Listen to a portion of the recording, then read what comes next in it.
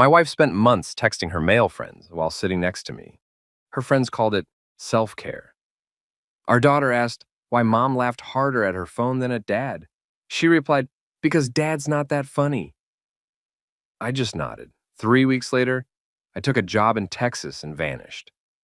She only looked up when her card declined. Look, I never thought I'd be the guy sitting at a marriage counselor's office, Googling, can a smartphone be cited as a co respondent in a divorce? But here we are.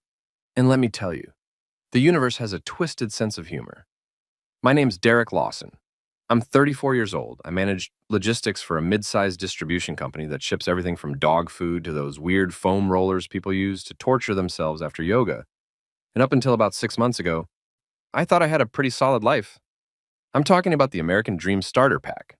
Decent job with benefits, a 2-bedroom apartment in a neighborhood where you only hear gunshots on New Year's Eve, a daughter who still thinks I'm cool, and a wife who I genuinely believed loved me more than her iPhone. Spoiler alert, I was wrong about that last part, and the realization hit me harder than that time I rear-ended a FedEx truck because I was checking my fantasy football lineup. My wife Tara, beautiful, smart, formerly attentive Tara, somehow morphed from the woman who used to laugh at my terrible dad jokes into someone who reserves her best reactions for a glowing rectangle that she clutches like it contains the nuclear codes. I'm not exaggerating when I say our marriage didn't crumble because of the usual suspects like infidelity and financial problems or discovering she had a secret passion for collecting porcelain clowns. No, our relationship got murdered by something far more insidious and socially acceptable: group chats. Multiple group chats. An entire ecosystem of group chats that apparently required her undivided attention 23 hours a day, with the remaining hour reserved for charging her phone and occasionally acknowledging my existence. Tara called this phenomenon staying connected with her support network, which is therapists speak for I'm going to ignore my husband while I send laughing emojis to people you've never met.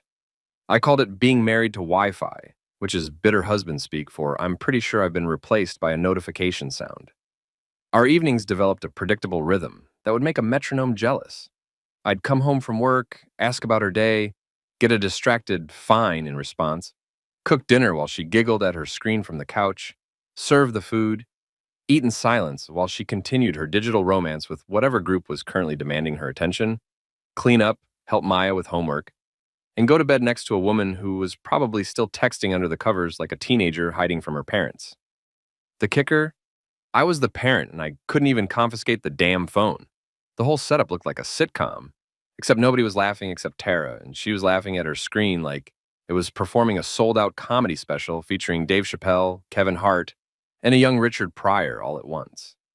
Meanwhile, I'm sitting across from her doing my best impression of furniture, contributing about as much to her evening entertainment as the throw pillows she kept rearranging. I'd make a joke, get a polite smile that didn't reach her eyes, and watch her immediately return to whatever conversation was clearly more engaging than anything her husband of 8 years could possibly offer. I started timing it once. I got exactly 4 seconds of eye contact before her gaze drifted back to the screen. 4 seconds, and I've gotten more attention from the guy who checks receipts at Costco. But the moment that really shattered my illusion that everything was fine, the moment that cracked my soul like a fortune cookie that contained the message, your marriage is a joke and you're the punchline, came from our 7-year-old daughter, Maya. Sweet, observant, brutally honest Maya, who inherited her mother's intelligence and apparently my talent for asking questions that nobody wants to answer. We were having another one of our silent dinners. I'd made spaghetti carbonara because I'm not a quitter and still believed good food might spark human interaction. When Maya looked up from her own plate, glanced at her mother, who was, you guessed it, staring at her phone with a grin that suggested someone had just sent her the funniest meme in the history of the internet, and asked the question that would haunt me for months. Mom, why do you laugh harder at your phone than at Dad? The table went silent except for the sound of Tara's thumb still typing. I stopped mid-chew, a piece of pasta probably dangling from my fork like my dignity dangling from the last thread of this marriage. I watched my wife process the question, watched her actually consider whether she should lie to our daughter or just commit to the truth, and then I watched her make her choice. Without even looking up, without missing a single beat in whatever conversation was clearly more important than this teachable parenting moment, Tara replied, because Dad's not that funny. I smiled. I actually smiled. Because what else are you supposed to do when your wife publicly roasts you in front of your child during dinner on a Tuesday? I couldn't very well flip the table and scream, "I'm hilarious, damn it!" I got Employee of the Month for my presentation on warehouse efficiency, and I made 3 people laugh during that PowerPoint. So I smiled, nodded, took another bite of my carbonara that suddenly tasted like cardboard and broken dreams, and pretended that my internal organs weren't rearranging themselves in real time. Inside my chest, I felt the gears grinding, metal on metal, the sound of machinery breaking down after too many miles without maintenance, and my heart, my pride, my sense of self-worth, all of it started making this horrible screeching noise that only I could hear.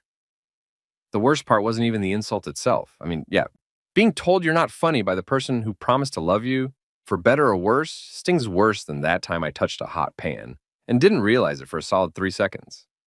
But the real gut punch was watching Maya's reaction. She just nodded like this made perfect sense.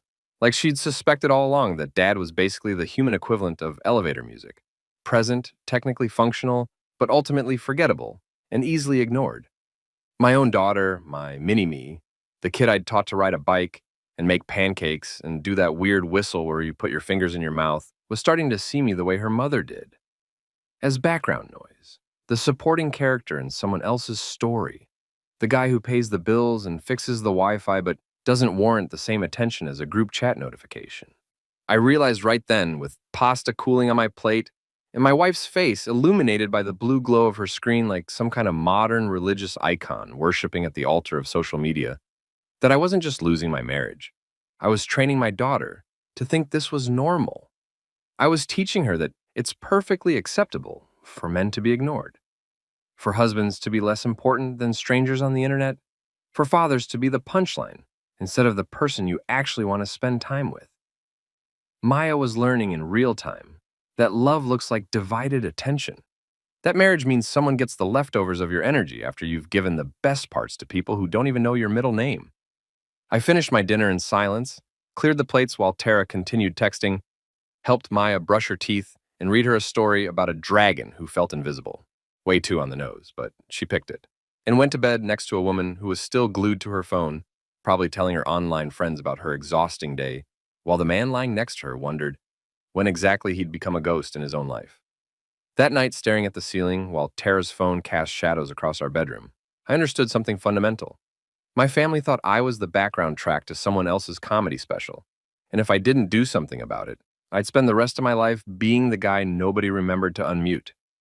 Now, before you start thinking I'm some jealous, insecure husband who loses his mind every time his wife has friends, let me clarify something important. I'm not that guy. I've never been that guy. When Tara and I first got married, she had plenty of friends. Jessica from her book club, Monica from yoga, that weird girl named Patricia who collected vintage lunchboxes and smelled like patchouli. And I actively encouraged those friendships because I'm not a controlling psychopath who thinks marriage means locking your spouse in a tower like some discount Rapunzel situation. I wanted her to have a life outside our marriage, to maintain her identity, to have people she could complain to when I inevitably did something stupid like forget to buy milk or accidentally wash her favorite sweater with my work jeans and turn everything a lovely shade of industrial gray. That's healthy, that's normal. That's what people in functioning relationships do. But here's where the plot twisted harder than a pretzel at a German festival. Tara's friend group underwent what I can only describe as a hostile takeover by testosterone. Her female friends, the ones who'd been around since before I entered the picture, slowly disappeared like characters getting written off a TV show nobody's watching anymore. Jessica moved to Portland and apparently fell off the face of the earth. Monica got pregnant with twins and entered what Tara called the boring mom phase, which was rich coming from someone who was also a mom but apparently had transcended that mundane label by texting dudes at midnight. Patricia just stopped getting invited to things after she made the mistake of asking Tara why she was always on her phone during their coffee dates. And into this vacuum, this friendship void, came the trio of men who would eventually make me feel like I was competing in a reality show called Who Wants to Marry My Wife? Let me introduce you to the cast of characters, the supporting actors in the slow-motion disaster film that was my marriage. Lucas, Trent, and Eli. Their names sounded like a lineup of guys I'd actively avoid at a gym.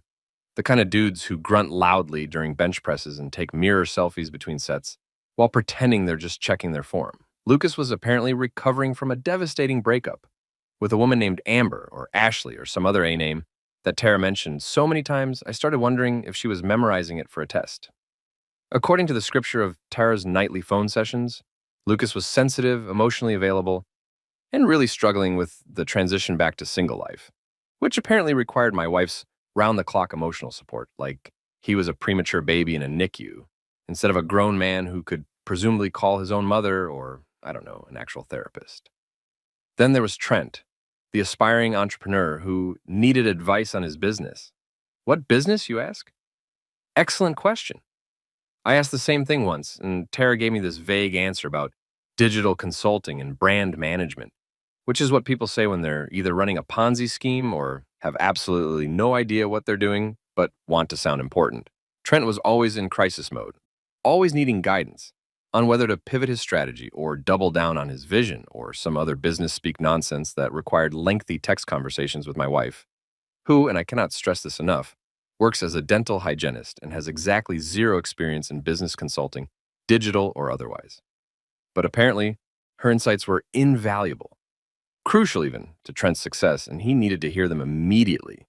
Even if it was 9:30 on a Wednesday night and her husband was trying to discuss our daughter's parent-teacher conference. And finally, we had Eli, the crown jewel of this emotional support circus, the guy whose cat died. Not just died, we're talking about a death that apparently required a grief counseling hotline. Except the hotline was my wife's phone number, and the counseling sessions ran longer than a Peter Jackson director's cut. This cat, whose name I refuse to remember because I've already given this situation too much mental real estate, became the center of more conversations than our actual marriage. Eli would send updates about his grieving process, photos of the empty cat bed, philosophical musings about pet loss and the nature of companionship, and Tara would respond with the kind of empathy and emotional availability that I hadn't seen directed at me since approximately 2000 and never. I once came home to find her literally crying over a voice message Eli had sent about missing his cat's purring. And when I asked if she was okay, she waved me off and said, "You wouldn't understand. It's really deep." Meanwhile, back in reality, I'd lost my wife to a group chat that operated with the intensity of a military operation and the drama of a soap opera. Her phone became a constant source of dopamine hits, vibrating and dinging and lighting up with the frequency of a slot machine that was rigged to always pay out. Every notification sparked this Pavlovian response in Tara. Her eyes would light up, her fingers would fly across the screen, and she'd emit these little laughs and gasps like she was watching the most entertaining content ever produced by human civilization. I could walk into a room juggling chainsaws while on fire and playing the accordion, and I'd still get less of a reaction than whatever Lucas just said about his feelings, or Trent texted about his business breakthrough, or Eli shared about his therapeutic journey through feline bereavement, the real kicker. The detail that really drove home how completely I'd been replaced in my own marriage was Tara's new vocabulary around all this.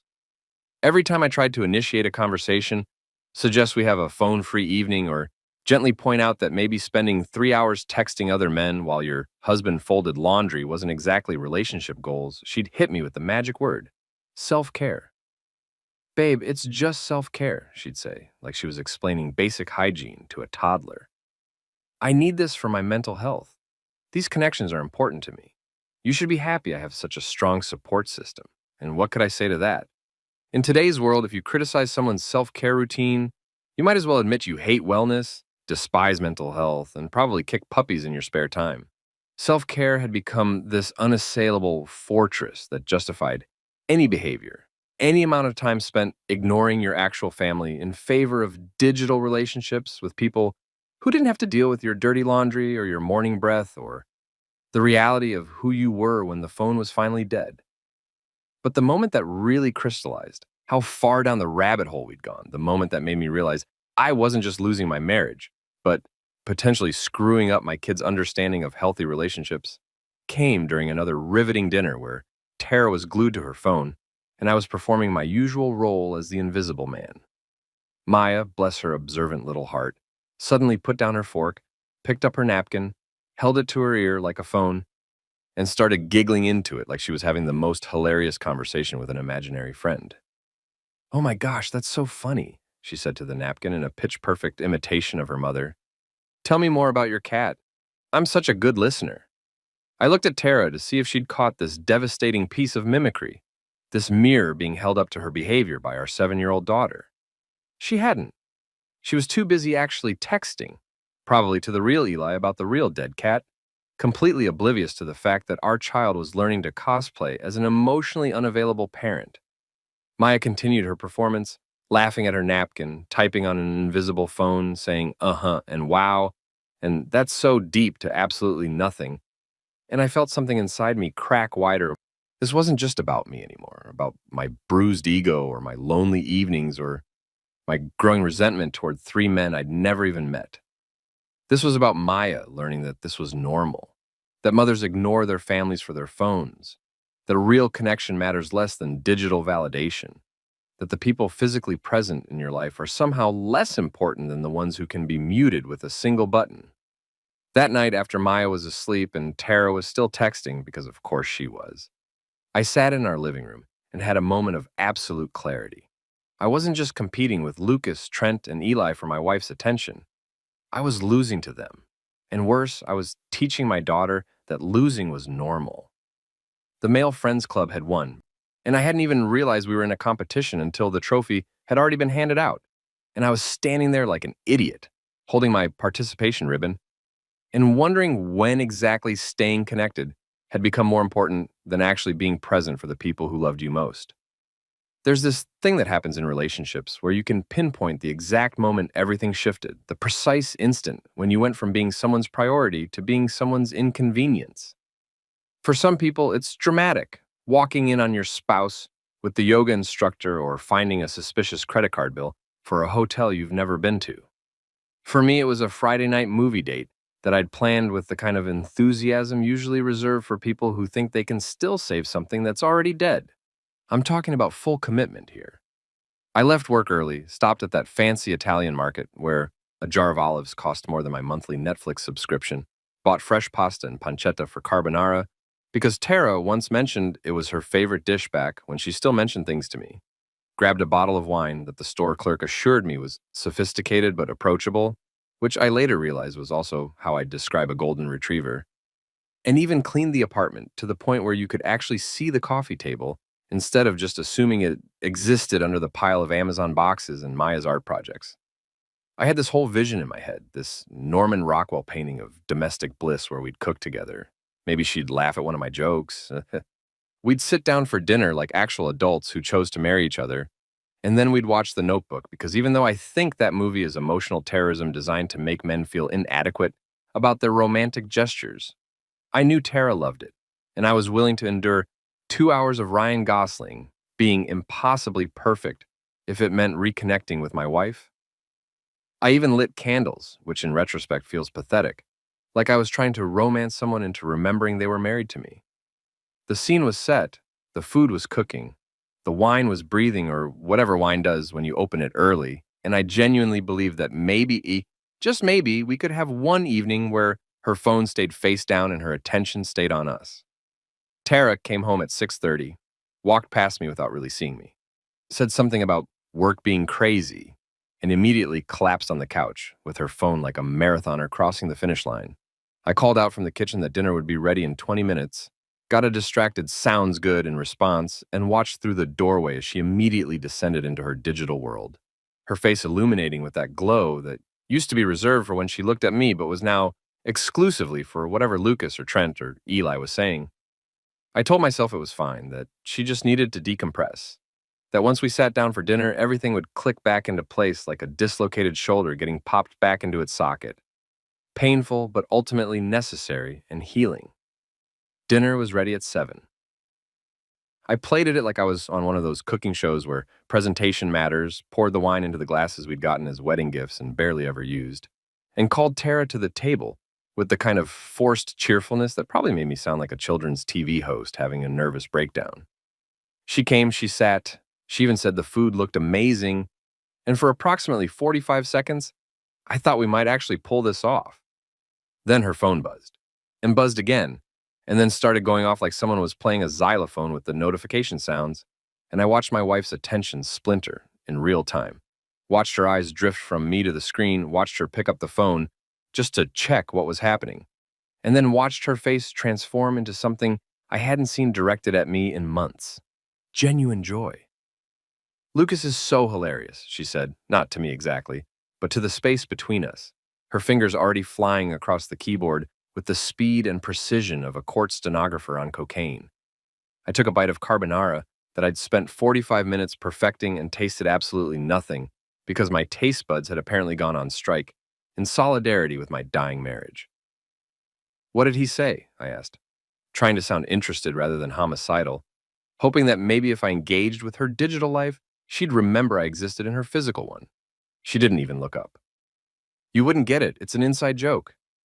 An inside joke with Lucas, her phone husband, the man who was apparently funnier, more interesting, and more deserving of her laughter than the actual human being sitting across from her, who just cooked her favorite meal and was currently contemplating whether it was possible to drown in a wine glass if you tried hard enough. The movie started at 8. I'd queued up the Notebook on our TV, refilled our wine glasses, and positioned myself on the couch in what I hoped was an inviting but not desperate posture, which is harder than it sounds when you're essentially begging your wife to acknowledge your existence. Tara settled in next to me, phone in hand naturally, and I made it through the opening credits before her phone started vibrating like it was having a seizure. Not just once or twice, but continuously. A relentless assault of notifications that made me wonder if Lucas, Trent, LaVey, and Eli had formed a group chat specifically designed to ruin my evening. Each buzz was accompanied by Tara's fingers moving, her attention fracturing, her presence in the room becoming more theoretical than actual. She giggled through the scene where Noah and Allie meet, typed frantically through their first kiss, and let out this snort laugh during the rain scene. You know the one, where Ryan Gosling asks what Rachel McAdams wants, and she screams, "It's not that simple." Except Tara wasn't laughing at the movie. She was laughing at her phone, at whatever comedy gold Lucas had just dropped. That was apparently more romantic and engaging than what's widely considered one of the most romantic scenes in modern cinema. I tried to start a conversation during a quiet moment in the film. Something innocuous about work or maybe weekend plans with Maya, and Tara held up one finger, literally held up one finger like I was a waiter interrupting an important business meeting, and said, without looking at me, "You're interrupting my mental break." I just sat there, frozen, processing what I just heard. I was interrupting her mental break. Me, her husband, person she'd vowed to love and cherish and presumably actually interact with, was interrupting the sacred time she needed to text other men while pretending to watch a movie she'd requested. I nodded because what else was I supposed to do, and returned my attention to the screen where Ryan Gosling was building a house with his bare hands to win back the love of his life. And I couldn't help but think that maybe if I learned carpentry and built Tara a house, she'd still pick her phone over me because at least her phone never asked her to put it down or pay attention to something other than the endless scroll of content and conversation that apparently mattered more than anything I could offer. The credits rolled at 10:15. The wine was gone. The candles had burned down to stubs. My romantic gesture had been thoroughly ignored in favor of what I can only assume was the most riveting group chat in human history. Tara looked up from her phone, actually looked up, made eye contact for the first time in over 2 hours, and said, "Oh, it's over already?" Like she was surprised that a 2-hour movie had lasted 2 hours. Like time had somehow accelerated while she was in her digital bubble. Like the evening she'd completely missed while sitting 18 inches away from me was somehow confusing in its passage. "Yeah," I said, my voice flat, dead, the vocal equivalent of a dial tone. "It's over already." She stood up, stretched, said something about being tired, and headed to the bedroom while still texting, probably telling Lucas or Trent or the ghost of Eli's cat about her exhausting day. I sat on the couch for another 20 minutes, staring at the Netflix menu, listening to the sound of her getting ready for bed in the next room while her phone continued its constant chirping. That's when it hit me with the force of a freight train carrying nothing but crushing realizations. The movie was over, but she hadn't noticed, because she was never really watching it. Our dinner was finished, but she hadn't tasted it because she was never really present for it. And our marriage, our actual, legal, supposedly sacred marriage, was done, completely finished, deceased, and awaiting burial. But she hadn't noticed that either because apparently in our house, my presence had become an emotional inconvenience, background noise to someone else's symphony, the technical difficulties screen that pops up between the programming people actually want to watch. I cleaned up the kitchen at 11, blew out the candle stubs that had witnessed my humiliation, and went to bed next to a woman who was still glowing in the dark from her phone screen, still engaged in conversations that mattered more than anything I could say. That night, staring at our ceiling while she giggled softly at something Lucas said, I made a decision that would change everything. I stopped trying to fix things, stopped hoping she'd wake up and remember she had a husband, and started planning my exit strategy with the same careful logistics I used at work. If I was already a ghost in my own home, I might as well become one officially. At least ghosts get to haunt people. I was just being ignored. I've always been the kind of guy who believes in communication, in talking things through like reasonable adults who graduated from high school and theoretically learned how to process emotions without just screaming or throwing things or posting cryptic Facebook statuses that make everyone wonder if you're okay.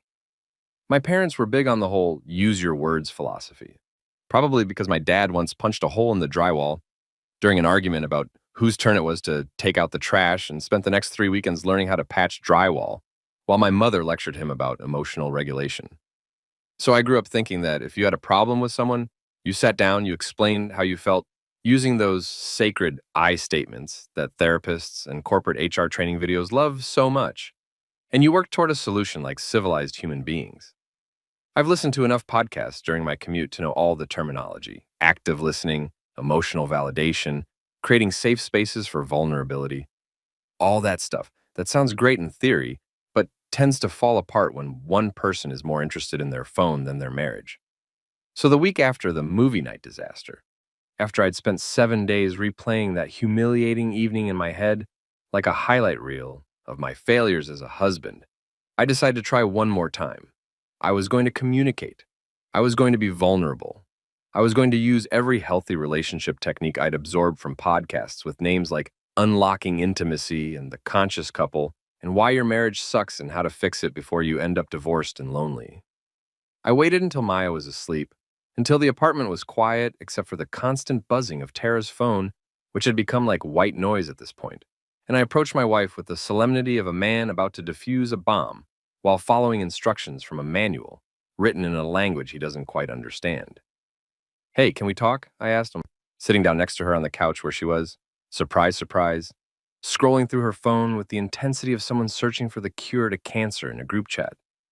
She looked up, and I could see the flicker of annoyance cross her face, that micro expression that said, I was interrupting something important, which probably meant Lucas was in the middle of explaining his feelings about his ex, or Trent was having a breakthrough about his business strategy, or Eli had found a new way to mourn his cat that required immediate emotional support.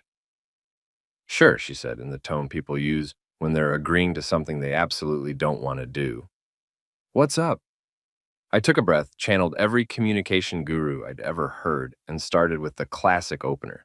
I feel ignored. Simple, direct, non-accusatory. Starting with I instead of you, because apparently saying, you ignore me constantly, and I'm pretty sure you care more about your phone friends than your actual husband, would be considered aggressive. I watched Tara's face for recognition, for understanding, for any sign that what I'd just said had penetrated the force field of digital distraction that surrounded her like some kind of anti-intimacy bubble. Instead, she blinked at me like I'd just spoken ancient Greek, like I'd said something so incomprehensible that her brain needed a moment to process whether I was having a stroke or just being weird. Are you jealous? She asked, and I swear to God, the way she said it made it sound like I'd just admitted to something embarrassing, like I'd confessed to being afraid of butterflies or collecting toenail clippings. They're my friends. Derek, my friends, I'm allowed to have friends. She said it with this edge of defensiveness that immediately put me on the back foot, like I was the one being unreasonable, like wanting to spend time with my wife without her phone as a third party, was some kind of controlling, possessive behavior that needed to be called out and shamed. I could feel the conversation already slipping away from me, could sense that my carefully planned attempt at healthy communication was about to get derailed by the fact that in modern discourse, any complaint about your partner's behavior can be immediately reframed as you being the problem. I'm not saying you can't have friends, I said, trying to keep my voice calm and level, trying not to sound like the jealous husband she was already accusing me of being. I just want some time without the phone, like actual time where we're both present, both here, both paying attention to each other instead of. I gestured vaguely at her phone, which had buzzed twice during this conversation already, and I could see her eyes flicking toward it like a smoker eyeing a cigarette after being told they're in a no smoking zone. Instead of what? She interrupted. Instead of me having a support system? Instead of me having people I can talk to about my life? The implication was clear. I wasn't part of her support system anymore. I wasn't someone she talked to about her life. I was the person complaining about her actual support system. The buzzkill who didn't understand that modern friendship requires constant digital contact, and that maybe if I was more interesting or more emotionally available or more something, she wouldn't need to seek connection elsewhere. That's not what I'm saying, I tried again, feeling like I was trying to grab smoke with my bare hands. I'm saying that when we're together, when we're trying to have dinner or watch a movie or just exist in the same space, it would be nice if you weren't constantly texting other people. Is that really so unreasonable? Tara's expression shifted then, from defensive to something worse, condescending pity. She looked at me the way you'd look at a child who's upset that they can't have ice cream for breakfast. Like my feelings were cute, but ultimately misguided and not worth taking seriously. That's controlling, Derek, she said, and I felt something cold settle in my stomach. You're acting like my dad. Like you get to decide when I can use my phone and who I can talk to and when I'm allowed to have my own life separate from you. That's not healthy. That's not what marriage is supposed to be. I sat there stunned, because somehow my attempt to ask for basic attention and presence in my own marriage had been twisted into me being controlling, possessive, and unhealthy. Somewhere in the translation from my brain to her ears, I'd like you to be present when we're together, had become, I want to isolate you from your friends and control your every move. I thought about saying what I was really thinking, which was, well, your dad wouldn't have tolerated 3 men texting his wife at 2 in the morning either. And maybe that's not controlling. Maybe that's just called having standards for what a marriage looks like. But I didn't say it because I could already see that this conversation was over, that I'd lost before I'd even started, that there was no combination of words or I statements or healthy communication techniques that were going to make her see what was happening to us. Instead, I just smiled. Not a real smile, but the kind of smile you give when you've accepted defeat. When you've realized that the person sitting across from you isn't interested in understanding your perspective, and any further attempt to explain yourself will just dig you deeper into the hole you're already standing in. You're right, I said, because sometimes surrender looks like agreement. I'm sorry. Tara nodded, satisfied that I'd seen the error of my ways and immediately picked up her phone to respond to whatever message she'd been dying to answer for the past 3 minutes. The conversation was over. I'd tried to communicate, and all I'd gotten for my trouble was being diagnosed as controlling and compared to her father, who I'm pretty sure would have thrown her phone out a window by now. She must have sensed that I wasn't quite satisfied with how things had ended, because she looked back up at me with this expression of benevolent patience and delivered the final blow. You need to work on your insecurities, Derek.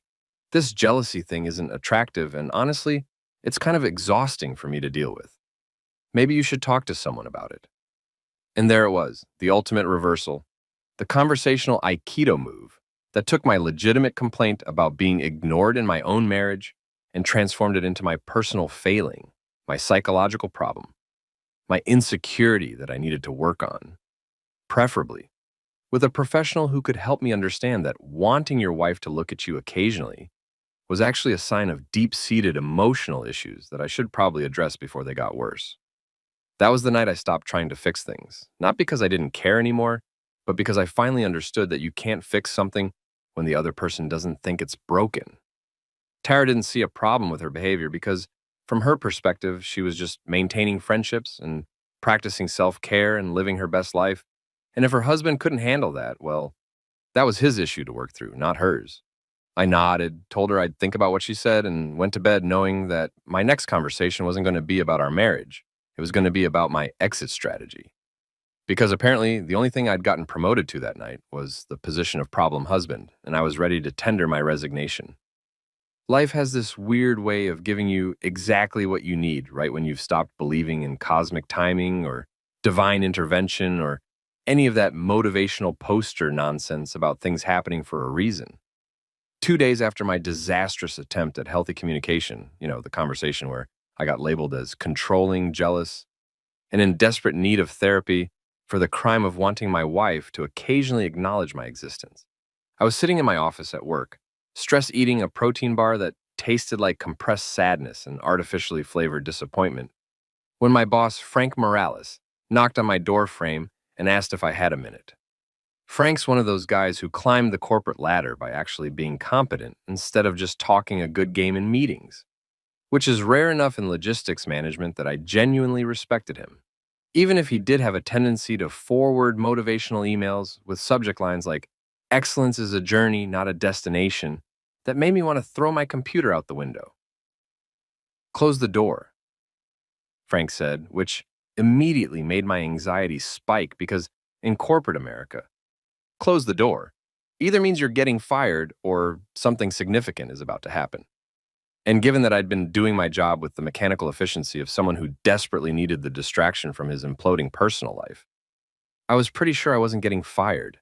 He sat down across from my desk, which was covered in shipping manifests and inventory reports and about 17 coffee cups in various stages of abandonment, and gave me this look that I couldn't quite read, part serious, part excited, like he was about to tell me something important, but wasn't sure how I'd react. "How do you feel about Texas?" he asked. And I genuinely thought he was making small talk or about to tell me we'd landed some big client in Dallas or Houston, and would I mind handling the logistics coordination from here. "It's fine," I guess I said, because what else do you say when your boss randomly brings up a state you've never really thought about beyond knowing that they have good barbecue and an unfortunate attachment to the Dallas Cowboys? "Big place, lots of cattle. Why?" Frank leaned back in his chair, and I could see he was enjoying this. Enjoying having information I didn't have. Enjoying the dramatic buildup to whatever announcement he was about to make. "We're opening a new operations center in Austin. Dead-eyed. Bigger facility, newer equipment, managing distribution for the entire Southwest region. It's a major expansion, and we need someone to run it. Someone who knows our systems, understands our culture, and can handle the complexity of setting up a facility from scratch while maintaining operational efficiency. I want that someone to be you." I sat there for a solid 10 seconds, my brain trying to process what he'd just said while simultaneously calculating what this could mean for my life, my marriage, my daughter, my current situation that felt like slowly drowning in a pool of domestic misery while my wife texted from the poolside. "You want me to move to Texas?" I asked, just to make sure I'd heard him correctly and wasn't hallucinating due to stress and lack of sleep. "And run the new facility?"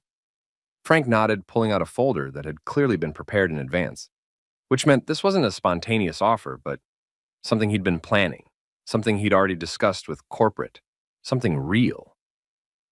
"Director of Operations, Southwest Region," he said, sliding the folder across my desk. 30% pay increase, relocation bonus that'll cover your moving expenses plus some, company apartment for the first 6 months while you get settled, full benefits package. And honestly, Derek, this is the kind of position that sets you up for VP track if you want it. I opened the folder and saw numbers that made my current salary look like what I made during my first internship out of college. I saw organizational charts that put my name at the top, saw descriptions of responsibilities that were simultaneously terrifying and exciting, saw a relocation timeline that had me starting in 6 weeks, which was both incredibly fast and somehow exactly the time frame I needed to extract myself from a situation that was killing me slowly from the inside. "This is a huge opportunity," Frank continued, clearly interpreting my silence as hesitation rather than the mental calculation of whether I could escape my marriage with corporate approval and a pay raise. "I know it's a big move, especially with your family, but Austin's a great city, good schools, lower cost of living than here, and honestly, the weather's not bad if you can handle the heat. Take the folder home, talk to your wife, think about it, and let me know by the end of the week. But between you and me, I really hope you say yes because, you're the best logistics manager I've got, and this facility needs someone who won't screw it up." When do I start? I said. And Frank blinked, clearly not expecting me to basically accept on the spot, without the customary period of deliberation and family discussion that normal people engage in before making life-altering decisions. Well, like I said, talk to your wife first, he laughed, thinking I was just being enthusiastic rather than desperately clinging to this offer like a life raft that had just been thrown to someone who'd been treading water in shark-infested seas for the past 6 months. This is a family decision, not just a career move. Make sure everyone's on board. I nodded, picked up the folder, and said all the right things about considering it carefully and discussing it with Tara and weighing all the factors. But inside my head, I was already gone. I was already in Texas, already setting up a new life, already imagining what it would feel like to wake up in a place where nobody was constantly texting 3 other men while I folded laundry and questioned my worth as a human being. I took the folder home that evening with this weird mixture of excitement and dread churning in my stomach. Part of me genuinely wanted to discuss this with Tara, like Frank had suggested, to sit down and have a real conversation about whether this move made sense for our family, whether the opportunities outweighed the challenges of relocating, whether we could use this as a chance to reset our marriage in a new city where she didn't have established friend groups and maybe, just maybe, would remember she had a husband. The other part of me, the part that was growing louder and more insistent with each passing day, knew exactly how that conversation would go. She'd be scrolling through her phone while I explained the opportunity. She'd give me half her attention while texting Lucas or Trent or Eli about something infinitely more interesting than her husband's career advancement. And she'd ultimately say something like, I can't just leave my friends, or Maya's settled here, or this seems really sudden, while never once considering that maybe, just maybe, a fresh start was exactly what we needed. I got home at 6:30, walked into our apartment, and found Tara in her usual position on the couch, phone in hand, that familiar glow illuminating her face like she was communing with something sacred. Hey, I said, setting down my briefcase and holding the folder like it contained nuclear launch codes. I need to talk to you about something. Frank offered me a position in Texas. Director level, big promotion, significant raise. It's a really good opportunity for us. I placed the folder on the coffee table between us, right in her line of sight, impossible to ignore. She glanced at it, then back at her phone, and I watched her fingers continue typing. Like what I just said was background noise, elevator music, something to acknowledge but not actually engage with. That's nice, babe, she said, not looking up. When would it start? I explained the timeline, the benefits, the potential for our future, and watched as approximately 0% of this information penetrated whatever conversation she was currently having that was clearly more important than discussing whether we should move halfway across the country.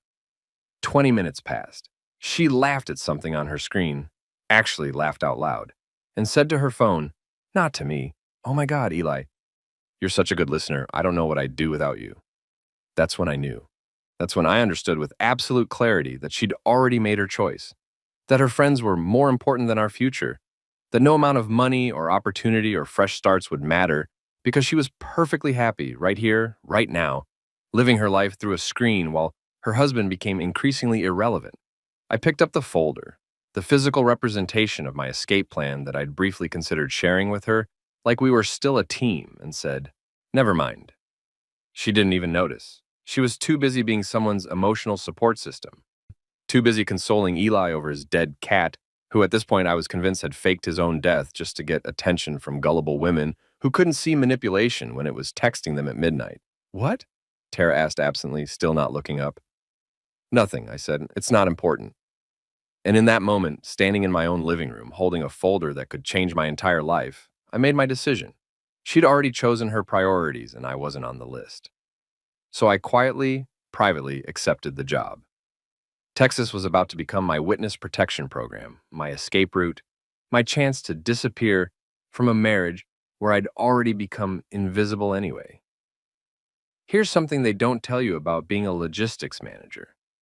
All those skills you develop for efficiently moving cargo from point A to point B, tracking shipments, managing inventory, and coordinating complex operations without anyone noticing the behind-the-scenes chaos? Those skills translate remarkably well to dismantling your entire life and preparing to vanish from your marriage without your wife noticing because she's too busy texting her emotional support boy band. I've spent the last 8 years optimizing supply chains, streamlining distribution networks, and making sure thousands of packages arrive at their destinations on time and intact. So planning my own disappearance felt less like an emotional crisis and more like just another project that required careful planning, attention to detail, and the ability to execute multiple tasks simultaneously while maintaining operational security. If I was going to do this, I was going to do it right, which meant Tara wouldn't know I was leaving until I was already gone, and she tried to use the credit card that suddenly didn't work. The day after I accepted Frank's offer, which I did via email at 11 o'clock at night while Tara giggled at her phone in bed next to me, presumably because Lucas had finally achieved some breakthrough in his recovery from his devastating breakup, I started what I mentally referred to as Operation Vanish.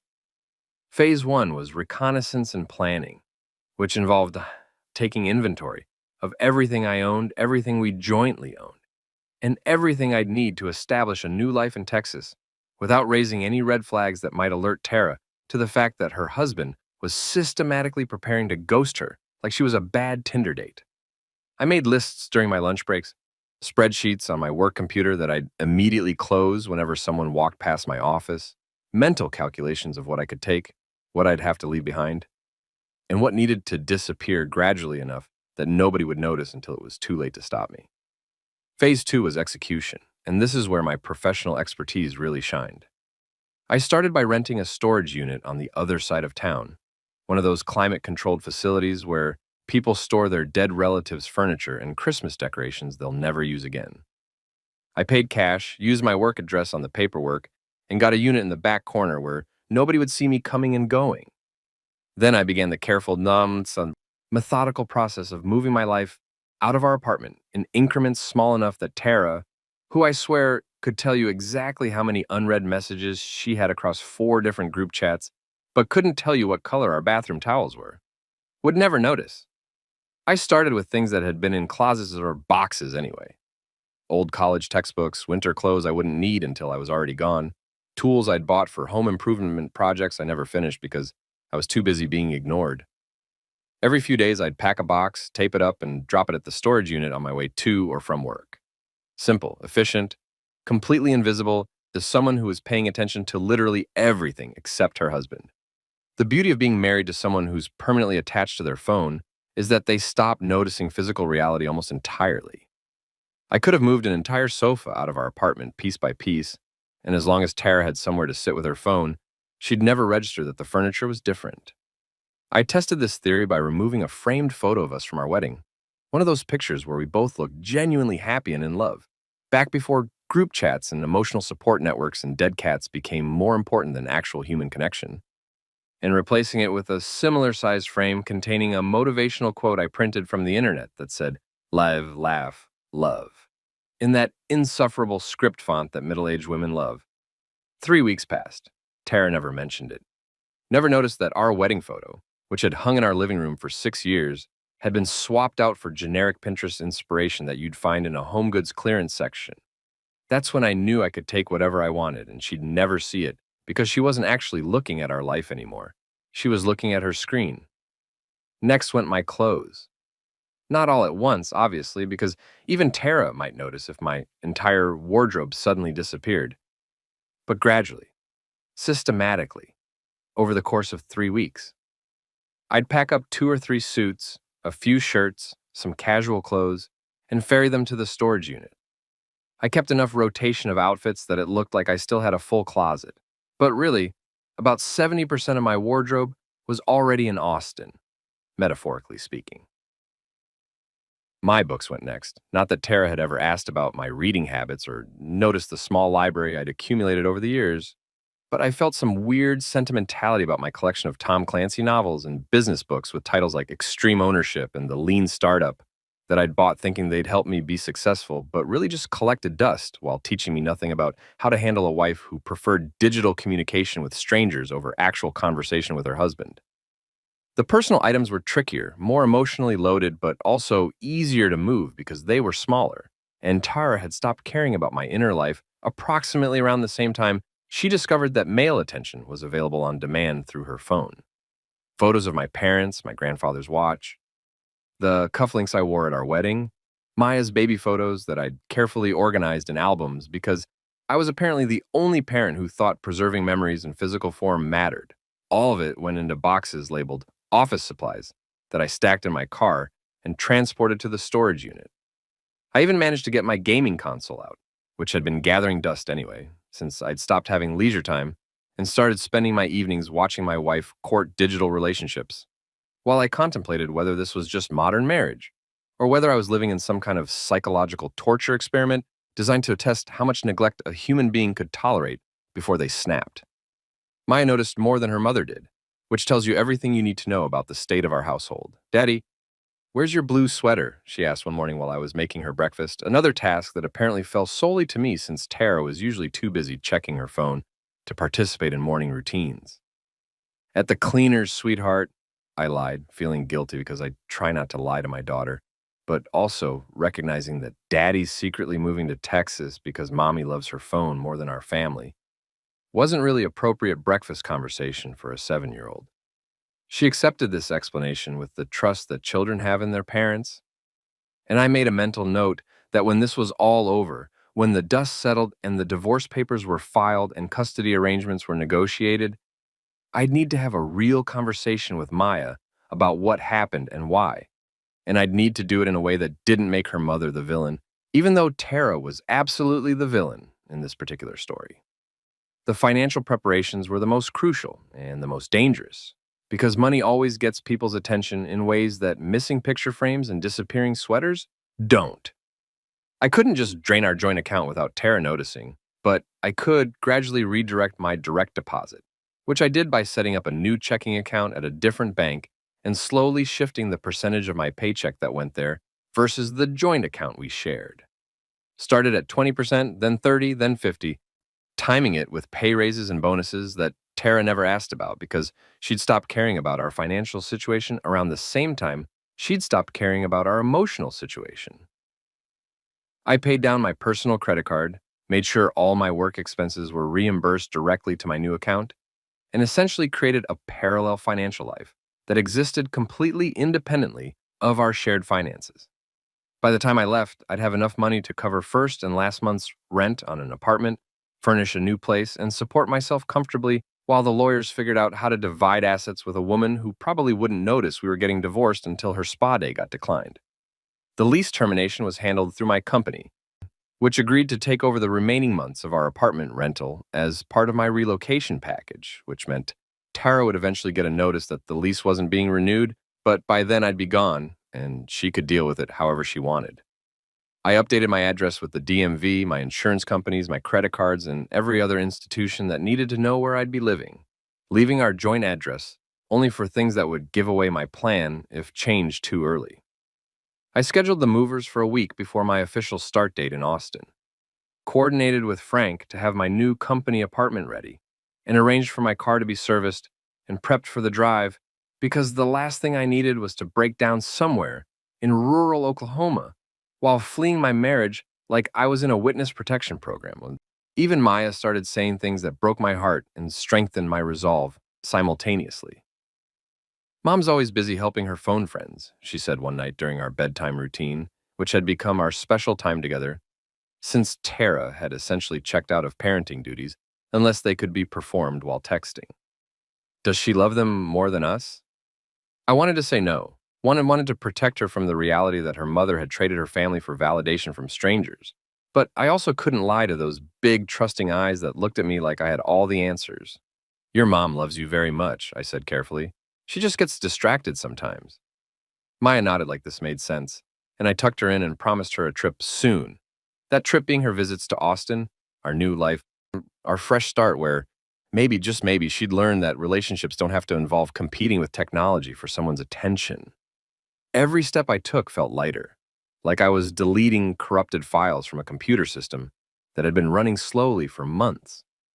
With each box I moved, each account I separated, each piece of my old life I systematically dismantled, I felt less like a husband who'd failed and more like someone who'd finally figured out that you can't save a marriage when only one person thinks it's worth saving.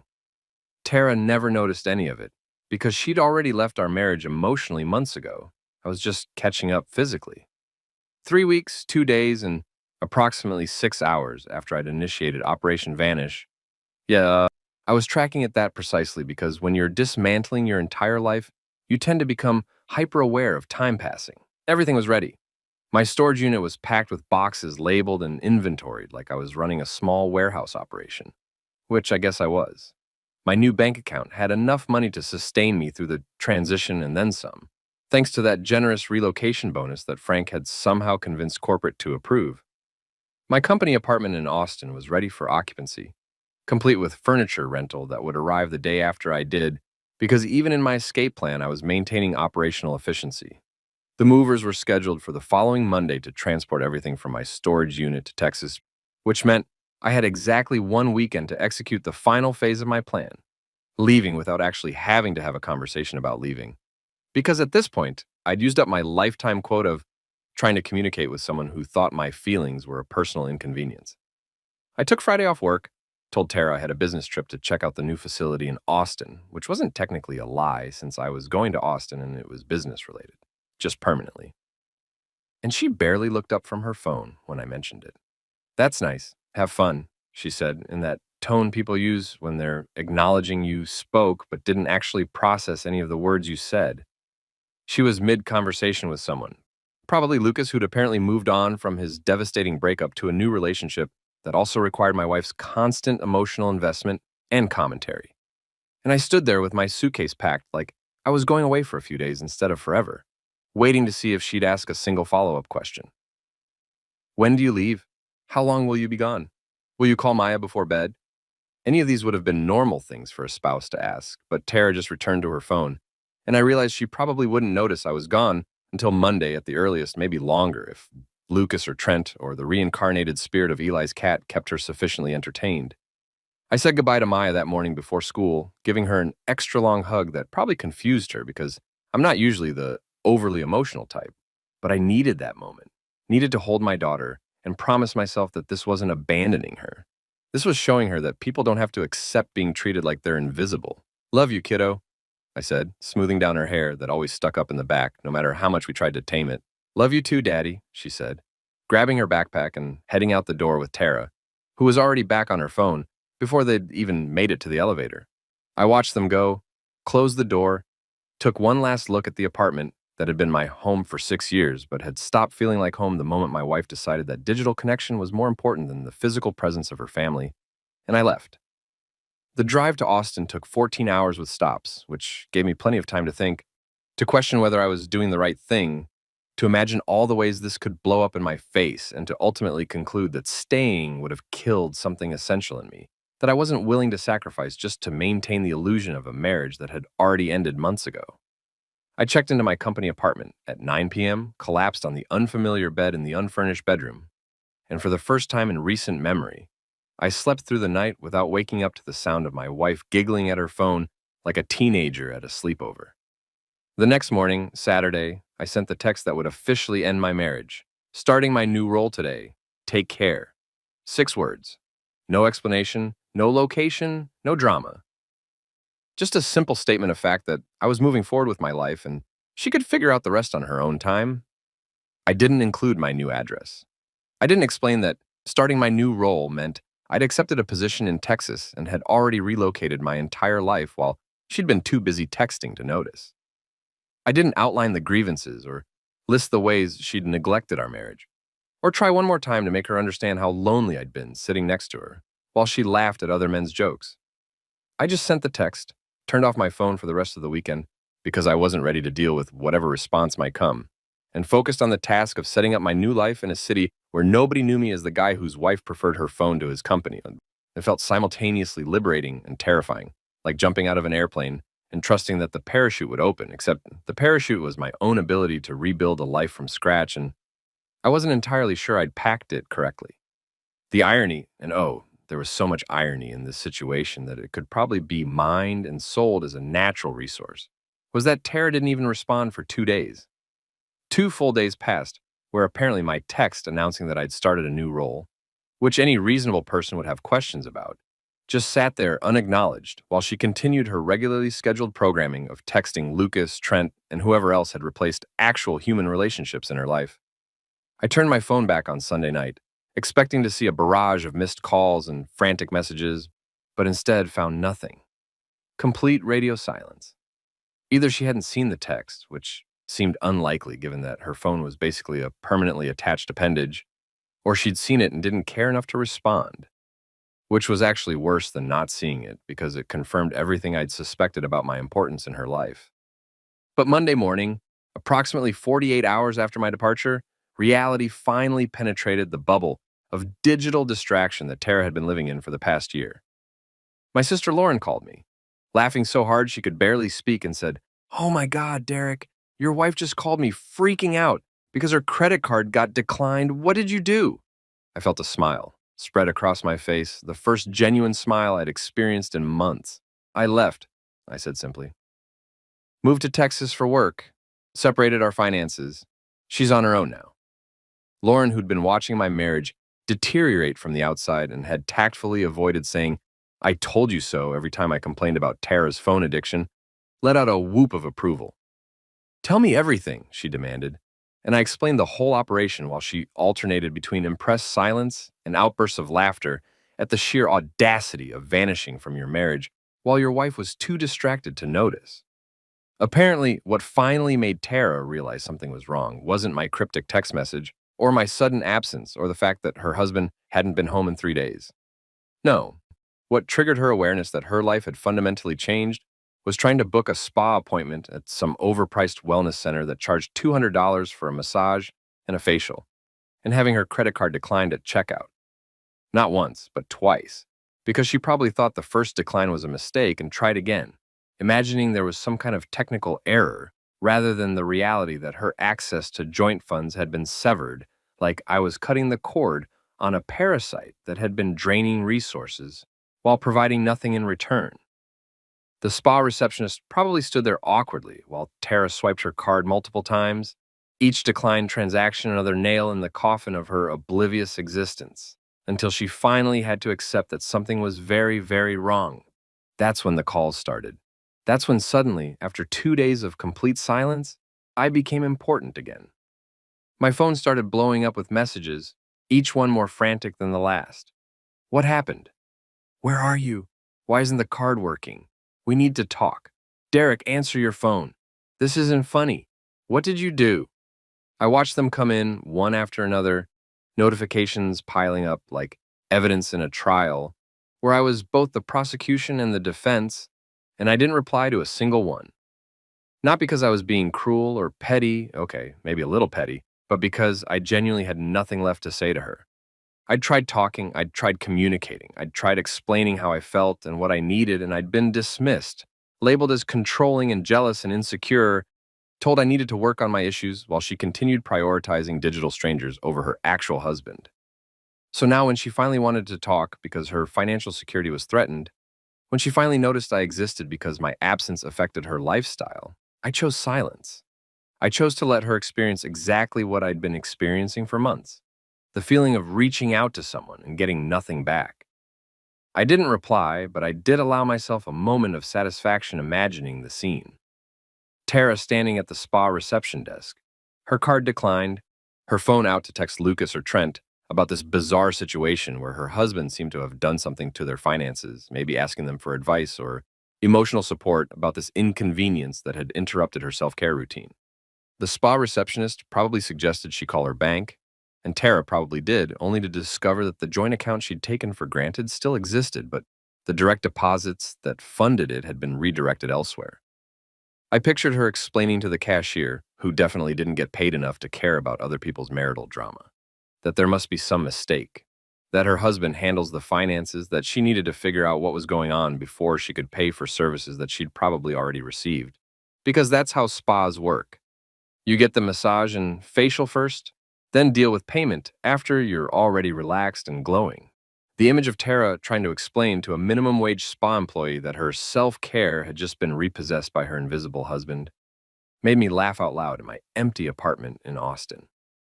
A sound that echoed off the bare walls and reminded me that I was alone now, truly alone, but in a way that felt clean and honest, rather than the suffocating loneliness of being ignored by someone who was supposed to love you. Her card declined. her spa day ruined. Her perfect little world of digital connections and emotional support networks suddenly disrupted by the inconvenient reality that someone had been funding her lifestyle while she'd been taking them for granted.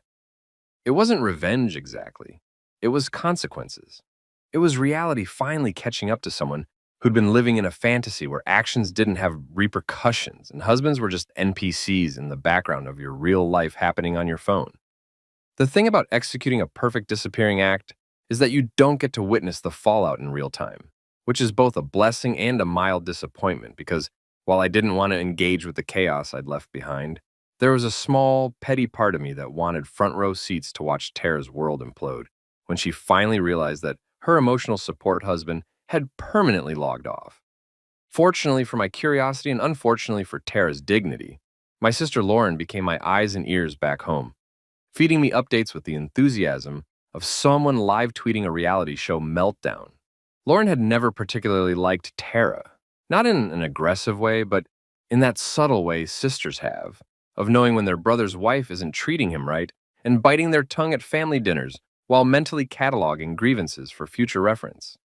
Now that I'd finally done something about my situation, Lauren had apparently decided that discretion was no longer necessary and was more than happy to serve as my intelligence operative in enemy territory.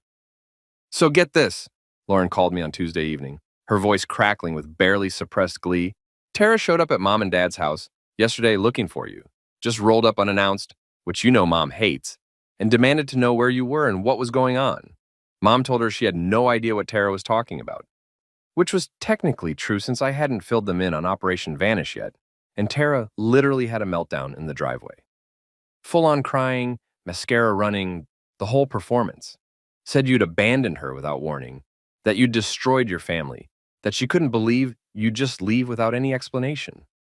I leaned back in my desk chair at my new office. Yes, I was already at work because diving into a new role was infinitely preferable to sitting alone with my thoughts, and tried to process the audacity of someone who'd emotionally abandoned their marriage months ago, now claiming to be the victim of abandonment. Did she mention the part where she spent the last year ignoring me in favor of her phone?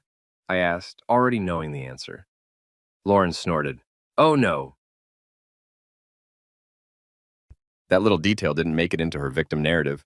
According to Tara's version of events, you just suddenly decided to blow up your marriage for no reason, move to another state without discussion, and cut her off financially like some kind of monster. She's telling everyone you had a mental breakdown or a midlife crisis. Lucas is apparently very concerned about your psychological state. The mention of Lucas made my blood pressure spike in a way that probably wasn't healthy, but I forced myself to breathe through it because getting angry about my wife's emotional support pen pal wasn't going to change anything. Of course he is, I said. I'm sure he's being very supportive during this difficult time for her. Really stepping up with those late-night texts and emotional validation. But the updates that truly satisfied that petty part of my soul came over the following weeks. As Lauren reported with almost journalistic dedication on the systematic collapse of Tara's support network. Turns out, when you're no longer the center of an entertaining drama, when your life stops being a source of engaging content for your digital friends, people tend to lose interest pretty quickly. Lucas, the supposedly devastated, heartbroken, sensitive soul who needed constant emotional support, got engaged to a woman named Emma approximately 3 weeks after I left. Lauren sent me screenshots of the announcement that Tara had apparently posted in some group chat, complete with Tara's message saying, "So happy for you," with enough exclamation points to suggest she was actually having a stroke. Lucas getting engaged meant he no longer needed Tara's nightly counseling sessions about his feelings and his journey and his healing process, which meant 1/3 of her emotional support network had just ghosted her for someone who was actually willing to date him instead of just text him while married to someone else. Trent was next to vanish from Tara's digital ecosystem. Mr. I need advice on my business.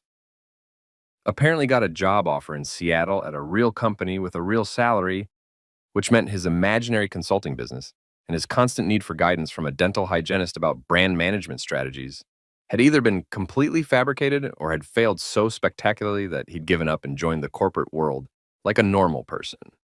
He moved to Seattle without much fanfare. And according to Lauren's intelligence gathering, Tara found out about it through a mutual friend rather than from Trent directly, which suggested that their deep connection and meaningful friendship wasn't quite as deep or meaningful as Tara had convinced herself it was.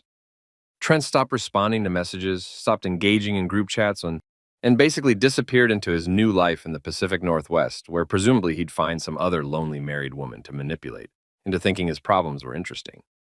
And then there was Eli. Poor, grief-stricken Eli, who'd lost his beloved cat and needed so much emotional support that it had nearly destroyed my marriage. Plot twist that surprised absolutely no one who'd been paying attention. Eli found a new therapist about a month after I left. Except this therapist was a 26-year-old woman named Brianna, who apparently didn't know she was joining a franchise operation of women who thought they were special because Eli shared his feelings with them. Lauren discovered this through some Instagram deep diving that she insisted was just casual scrolling, but was definitely more like FBI-level surveillance, and sent me photos of Eli and Brianna looking very cozy at various restaurants and events, with no visible signs of the devastating grief that had supposedly rendered him unable to function without my wife's constant text-based emotional support. The dead cat, whose name I still refuse to learn, had apparently been avenged or forgotten, or possibly never existed in the first place. And Eli had moved on to his next target with the efficiency of a predator who'd identified easier prey.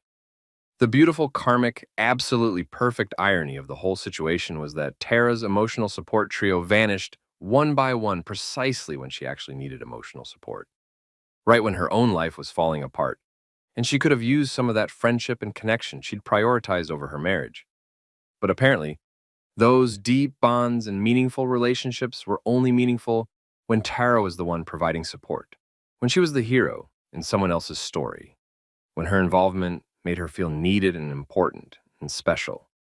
The moment she became the one in crisis, the one who needed help, the one whose marriage had imploded and whose husband had disappeared, her support network evaporated like it had never existed in the first place. Lucas stopped responding once he had a fiancée who probably didn't appreciate him maintaining intense text relationships with other women. Trent stopped needing advice once he had actual coworkers and a real job structure. Eli stopped sharing his grief once he had a new woman to manipulate with his sensitive guy routine. Lauren reported that Tara was in full chaos mode, calling mutual friends and family members, trying to figure out where I was and how to fix this situation. But the responses she got weren't exactly sympathetic. Most people, it turned out, had noticed the phone addiction and the constant texting and the way she'd checked out of her marriage, even if they'd been too polite to say anything at the time. Now that the consequences had arrived, now that her behavior had driven her husband to literally flee the state, people were less inclined to support her victim narrative and more inclined to point out that maybe, just maybe, she should have put down her phone occasionally and paid attention to her actual family. My mother, bless her blunt Italian heart, apparently told Tara that she'd made her bed and now had to lie in it, which is the kind of old-school wisdom that doesn't leave room for excuses or justifications. My dad just shook his head and said he'd seen it coming, which was comforting in a "why didn't you warn me" kind of way, but also validating because it meant I wasn't crazy for feeling neglected. The friend group that Tara and I had shared as a couple mostly sided with me once they heard the full story. Not because I was campaigning for support, but because the truth was pretty obvious to anyone who'd spent time around us in the last year. They'd watched her ignore me at dinners, seen her text through movie nights, witnessed her prioritize her phone over every social interaction we'd attended.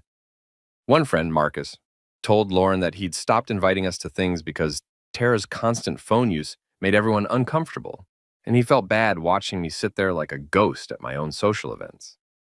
Another couple, Jessica and Tom, admitted they'd had conversations about whether they should say something to Tara about her behavior, but decided it wasn't their place to interfere in our marriage, which I appreciated, even if it would have been nice to know I wasn't the only one who thought the situation was insane. But the call that really made me laugh, the one that Lauren delivered with the dramatic timing of someone who'd been saving the best story for last, came about 6 weeks after I'd left. Tara had apparently been crying to anyone who would listen about how I'd abandoned her, how she couldn't believe I'd just leave without trying to work things out, how she was so confused about what had gone wrong. And then, in a moment of clarity that must have required significant courage, Lauren had finally had enough of Tara's selective amnesia and revisionist history. "I told her," Lauren said, her voice mixing pride with slight concern about whether she'd overstepped. "I told her that you didn't abandon her. I told her she abandoned you months ago.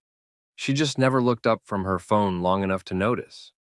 I said you tried to talk to her, tried to fix things, tried to get her attention, and she called you controlling and told you to work on your insecurities. I told her she made her choice, and now she's mad that you finally accepted it and moved on. The silence on Tara's end, according to Lauren, had been deafening. No argument, no defense, no explanation, just silence. Because what could she possibly say? The truth was the truth, and no amount of spinning or reframing or playing the victim could change the fact that she'd traded her marriage for group chats and lost both in the end. Her friends had stopped replying once the drama wasn't entertaining anymore, once they'd gotten what they needed from her, and moved on to their next sources of attention and validation. Suddenly, self-care felt a lot like solitude. Except solitude by choice is peaceful, and solitude by consequence is just lonely.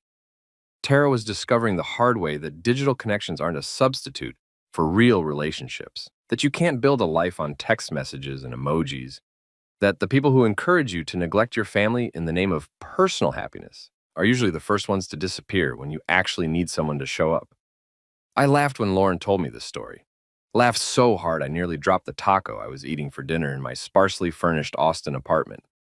Not because I wanted Tara to suffer or because I enjoyed her pain, but because there was something deeply satisfying about cosmic justice, about watching someone reap exactly what they'd sown, about seeing the universe deliver consequences with the precision of a logistics operation that I would have been proud to manage. She'd abandoned our marriage emotionally, and now she was dealing with actual abandonment. She'd prioritized digital relationships over real ones, and now her digital friends had vanished while her real husband was building a new life 4 states away. The woman who'd laughed harder at her phone than at me was now sitting alone, probably still on her phone, realizing that screens don't keep you warm at night, and emojis don't pay the bills, and validation from strangers doesn't fill the void left by destroying your family. Work in Austin was everything I needed it to be, demanding enough to keep my mind occupied, complex enough to feel challenging, and successful enough to remind me that I was actually competent at something, which was a nice change from feeling like a complete failure at marriage. The new facility was massive, state-of-the-art equipment everywhere. And I was building systems from scratch, which meant I got to implement all the efficiency protocols I've been wanting to try for years but couldn't because the old facility was stuck in their ways. My team was great, respectful, actually listened when I talked instead of scrolling through their phones, and within a month I'd increased our processing speed by 15%, which earned me a congratulatory email from corporate that I printed out and stuck on my fridge like a kindergartner showing off a gold star. The work filled my days, gave me purpose, reminded me that I was more than just the guy whose wife preferred texting strangers. But the real revelation, the thing that actually started healing the damage that Tara had inflicted, came from the peace. Just the simple, profound peace of coming home to an apartment where nobody was ignoring me, where I could eat dinner without competing with a phone for attention, where I could watch an entire movie without someone giggling at their screen and making me feel like background noise. I'd forgotten what it felt like to not be constantly anxious about whether my presence was bothering someone, to not have to strategically time conversations for moments when my wife might actually listen, to not feel like I was auditioning for relevance in my own life. The silence in my apartment wasn't lonely. It was restorative, like finally being able to breathe after holding your breath underwater for too long. Then I met Grace at a company networking event. One of those mandatory social things where you're supposed to mingle and make connections, but mostly just stand around eating mediocre appetizers and making small talk about weather and sports. She was a marketing consultant working with one of our vendor partners, sharp and funny in a way that felt effortless rather than performative. And when we started talking about the logistics of our recent campaign launch, I realized halfway through the conversation that she hadn't checked her phone once. Not once. We talked for 20 minutes about supply chain optimization and target demographics, and her phone stayed in her purse like it was a normal object rather than a vital organ that required constant monitoring. When I suggested grabbing dinner to continue the conversation, and yes, part of me was terrified that I was reading signals wrong and would look like an idiot, but mostly I just wanted to keep talking to someone who actually seemed interested in what I was saying. She agreed immediately, and we ended up at this Thai place downtown that had the best pad see ew I'd ever tasted, though that might have been influenced by the fact that I was eating it across from someone who left her phone in her purse for the entire 3 hour dinner. 3 hours. We talked for 3 hours without a single interruption, without her eyes glazing over and drifting toward a screen, without her laughing at something I couldn't see or typing responses to people more important than me. Real laughter filled the spaces between our words. Not the performance laugh Tara used for her phone friends, but genuine amusement at each other's stories and observations. Months passed in Austin, and somewhere between establishing efficient distribution protocols and actually remembering what it felt like to be treated like a human being worthy of attention, I stopped checking my phone obsessively for messages from Tara that never came anymore. The divorce papers had been filed, served, and were working their way through the legal system with all the speed and efficiency of a sloth on sedatives. But that was fine because I wasn't in a hurry. I was already living my new life, and the paperwork was just a formality at this point. Grace and I had settled into something that felt healthy and normal, which was revolutionary after years of feeling like I was in a relationship with someone who'd rather be anywhere else. We'd grab dinner after work and go hiking on weekends, have actual conversations where both people participated equally, and I'd find myself genuinely laughing at things that were happening in real life rather than watching someone else laugh at their screen. Then Lauren called again, and I knew from her tone that this was going to be good. "Guess who tried to use your Netflix login?" she asked, barely containing her amusement. I was at my apartment, cooking dinner for Grace, who was coming over later, and I had to put down the knife I was using to chop vegetables because I didn't want to accidentally injure myself while hearing whatever ridiculous update was coming. "Don't tell me, Tara?" I said, though I already knew the answer because who else would it be? "Her card declined again," Lauren continued, practically cackling now. "Apparently, she's been trying to use various accounts and services that were tied to your payment information, and they're all getting rejected one by one. The Netflix thing is just the latest casualty. She called Mom asking if you'd given her your new credit card information for household expenses, which is hilarious because you don't share a household anymore and haven't for months." I pictured Tara sitting on our old couch, her couch now, I guess, trying to watch some show that Lucas or Trent had probably recommended back when they were still pretending to be her friends, only to be confronted with a payment error message that reminded her that the life she'd taken for granted was funded by someone she'd treated like furniture. The streaming services, the spa memberships, the various subscriptions to things she'd never actually asked for, but had simply appeared because I'd been quietly managing our life while she'd been managing her group chats. All of it was disappearing piece by piece as automatic renewals failed and payment methods got rejected. It was like watching someone's lifestyle get repossessed in slow motion. Each declined transaction. Another reminder that actions have consequences and marriages don't maintain themselves through neglect and phone addiction. "She's really struggling," Lauren added, though her tone suggested she wasn't particularly sympathetic to Tara's struggle. "The trio is completely gone. Lucas is engaged, and apparently his fiancée isn't thrilled about him maintaining friendships with women he used to text constantly. Trent's living his Seattle life and has basically ghosted everyone from his old life. And Eli's moved on to victim number whatever with his dead cat routine. Tara's friend group has evaporated, and she's starting to realize that all those deep connections she had were basically just people using her for emotional labor while giving nothing real back. Her support system turned out to be a house of cards, and now she's sitting alone, wondering how she ended up here. I should have felt vindicated, triumphant even, but mostly I just felt tired and grateful, tired of carrying the anger about something that was already over, and grateful that I'd had the courage to leave before the situation completely destroyed whatever was left of my self-worth. Tara had traded our marriage for emojis and validation from strangers, and she'd gotten exactly what that transaction was worth. Nothing permanent, nothing real, nothing that lasted beyond the moment when she stopped being entertaining or useful to the people who'd never actually cared about her in the first place.